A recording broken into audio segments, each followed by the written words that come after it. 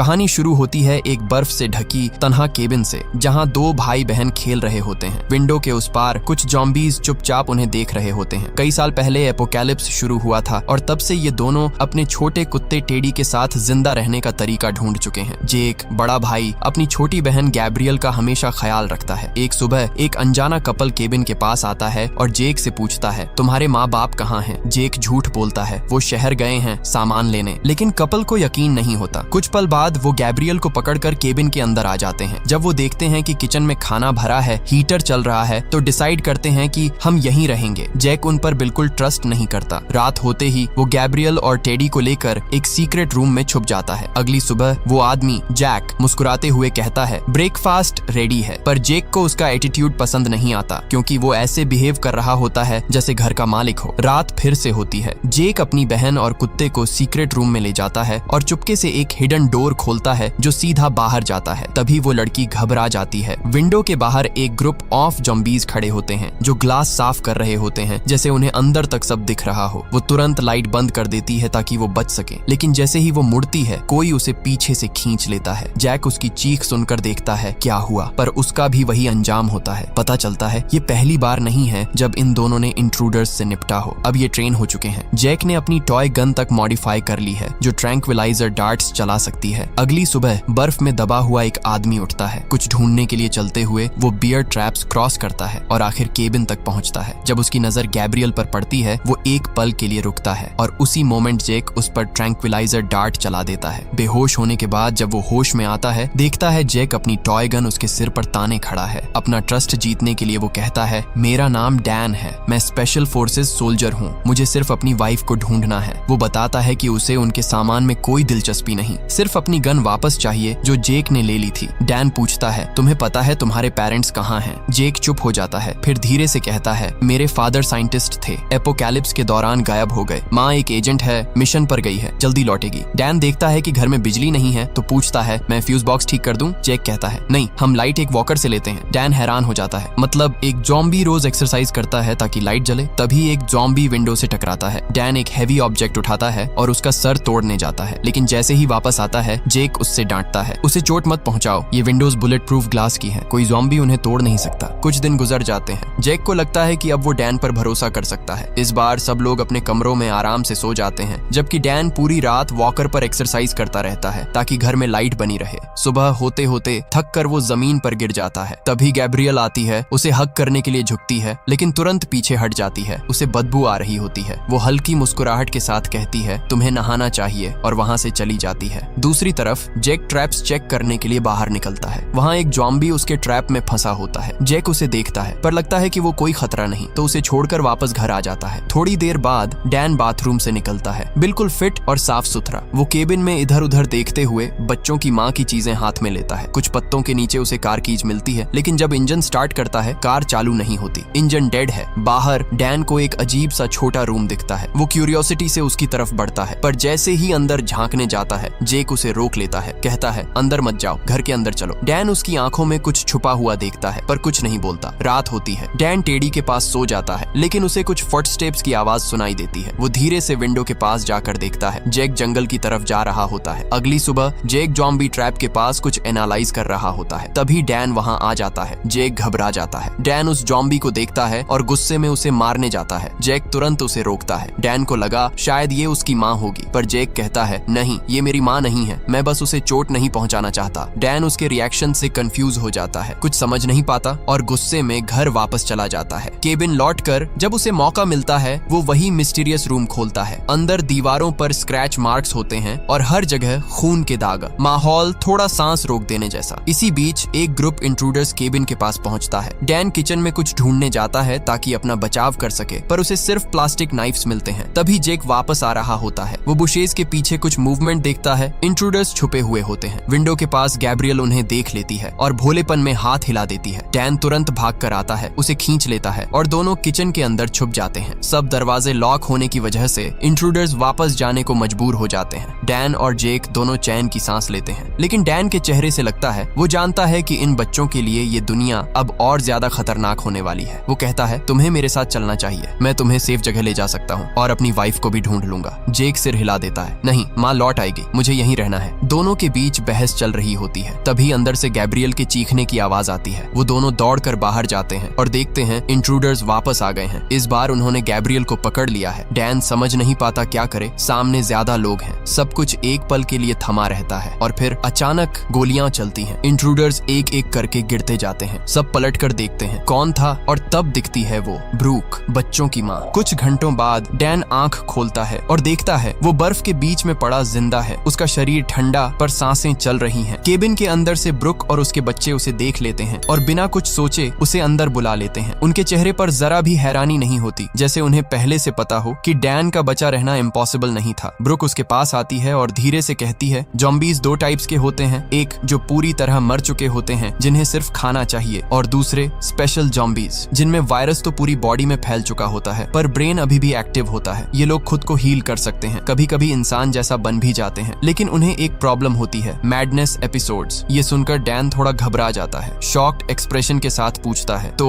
क्या मैं भी उन्हीं में से हूँ? ब्रुक सिर्फ इतना कहती है, हाँ, कोई भी नॉर्मल आदमी उस बुलेट के बाद जिंदा नहीं रह सकता था। डैन गुस्से से कुछ कहने ही वाला होता है, तब ब्रुक बताती है, जेक भी एक स्पेशल जॉम्बी है, इसलिए वो रात को अपने हाथ बेड से बांध लेता है या फिर खुद को बाहर वाले रूम में लॉक कर लेता है। टेडी को भी इसीलिए ट्रेन किया गया है ताकि जब जेक को मैडनेस अटैक आए तो वो पहले से वार्न कर सके। और तब एक और सच सामने आता है, कहानी के शुरू में जो कपल मरे थे उन्हें किसी जॉम्बी ने नहीं बल्कि जेक ने खुद मार दिया था। कुछ दिन बाद वो लड़की का फादर केबिन तक पहुंचता है अपनी बेटी और उसके बॉयफ्रेंड को ढूंढने। ब्रुक एकदम सीधे चेहरे से कहती है, मुझे कुछ नहीं पता। वो आदमी गुस्से में वापस चला जाता है। उसके बाद डैन पूछता है, तुम सब यहाँ आए कैसे? ब्रुक बताती है, अपोकलिप्स के पहले ही नेशनल सिक्योरिटी एजेंसी को इस डिजास्टर का आइडिया था, इसलिए उन्होंने ऐसे केबिन बनाए थे दूर जंगल के अंदर जहाँ रहने के लिए सब कुछ था। लाइट भी नॉर्मल फ्यूज से नहीं चलती बल्कि वॉकर की एनर्जी से। फिर वो बताती है, मेरे दोनों बच्चों को हार्ट प्रॉब्लम थी, डॉक्टर्स ने कहा था ज्यादा दिन नहीं जिएंगे। मेरे हस्बैंड ने उन्हें बचाने के लिए वायरस इंजेक्ट कर दिया, सोचा मिरेकल होगा, पर वो मिरेकल कर्स बन गया। ये सब सुनकर डैन के चेहरे पर एक अजीब सी रिस्पेक्ट आ जाती है, एक माँ के लिए जो अपने बच्चों के लिए दुनिया से लड़ गई। कुछ दिन बीत जाते हैं, केबिन में सुकून वापस आ जाता है, पर एक सुबह टेडी जोर जोर से भौंकता है। जेक को फिर से जॉम्बी एपिसोड आने वाला होता है। ब्रूक उसे तुरंत रूम में बंद करती है, खुद पूरी रात उसके पास बैठती है। डैन ये सब देख नहीं पाता, वो कहता है, आज मैं पहरा दूंगा, तुम रेस्ट करो। अगली सुबह एक और ट्रेजेडी, गैब्रियल को हार्ट अटैक आ जाता है। डैन कहता है, उसे वायरस इंजेक्ट कर दो। ब्रूक मना करती है। जेक के साथ मिरेकल हुआ था, हर बार वो मिरेकल रिपीट नहीं होता। गैब्रियल उनके सामने ही जाती है। जेक रूम से निकलता है बिल्कुल टूटा हुआ। डैन समझ जाता है अब उसे निकलना होगा अपनी वाइफ को ढूंढने। वो केबिन छोड़ देता है और एक पेड़ के नीचे रात गुजारता है। तभी वही लोग मिलते हैं जो पहले केबिन पर आए थे। उन्हें शुरू वाले कपल की कार मिल गई होती है और अब वो दोबारा केबिन वापस जाने का प्लान बना रहे होते हैं, इस बार और भी खतरनाक मूड में। डैन चुपके से उनका पीछा करता है। जब वो लोग केबिन पहुंचते हैं और ब्रूक को पकड़कर सवाल करते हैं, डैन पीछे से अंदर घुस जाता है। वो देखता है जेक किचन में छिपा हुआ है, बाहर पूरा ग्रुप खड़ा है। डैन एक नाइफ उठाता है, जेक के कान में हेडफोन्स लगाता है और एक एक करके गूंज को खत्म करता जाता है। लेकिन जैसे ही वो आखिरी रूम तक पहुंचता है, कई आदमी उसे घेर लेते हैं। उस वक्त उसके दिमाग में ब्रूक की बात गूंजती है, स्पेशल जॉम्बीज फेटल वुंड के बाद अपना चक्की मोड एक्टिवेट कर सकते हैं, और बिना सोचे समझे डैन अपना गला काट लेता है। ब्रूक समझ जाती है क्या होने वाला है। वो जेक को लेकर तुरंत भाग जाती है। कुछ देर बाद डैन आंख खोलता है। अब वो जिंदा नहीं, एक ज़ॉम्बी है और उसका पहला काम तबाही। वो आवाज करता है ताकि और ज़ॉम्बीज उस जगह आ जाएं और खुद वहां मौजूद उन गुंडों को भी खत्म कर देता है। सुबह होती है, केबिन खाली है, सिर्फ एक नोट पड़ा है ब्रूक का लिखा हुआ, मैं जेक के साथ नॉर्थ की तरफ जा रही हूँ, अगर किस्मत ने चाहा तो हम फिर मिलेंगे। डैन चुप रहता है, नोट अपनी पॉकेट में रखता है, गैब्रियल का फेवरेट टॉय उठाता है और निकल पड़ता है अपनी वाइफ को ढूंढने के लिए। सैड एंडिंग है या हैप्पी पता नहीं, ये बस एक एंडिंग है और शायद वही इस कहानी की असली खूबसूरती है।